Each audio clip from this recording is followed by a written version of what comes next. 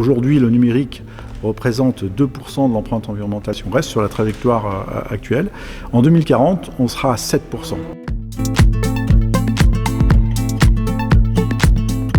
Cette proposition de loi, c'est le fruit d'un travail qui est issu d'une mission d'information que j'ai souhaité il y a maintenant plus de 2 ans. J'avais constaté qu'il n'y avait pas, en tout cas à l'échelle du territoire national, d'éléments techniques, concrets, qui permettaient de se donner une idée de ce qu'était l'empreinte environnementale du numérique. Ces travaux nous ont incité à aller plus loin. Et aller plus loin, c'était traduire ces propositions dans un texte de loi.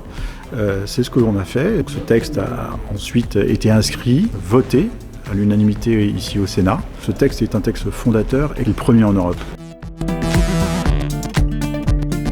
On va trouver un axe qui concerne la sensibilisation, l'éducation, l'éco-conception, donc toute la partie plus intellectuelle de la chose. Ensuite, on va trouver d'autres piliers tels que la sobriété en termes de contenu, c'est-à-dire faire en sorte qu'on évite l'illimité, qu'on évite des vidéos qui s'imposent à l'utilisateur. On va trouver aussi ensuite tout ce qui est obsolescence logicielle, obsolescence matérielle, qui là aussi s'impose souvent à l'utilisateur malgré lui. On a un gros pavé, qui s'intéresse aux terminaux et notamment à faire en sorte que la durée de vie de ces terminaux soit prolongée.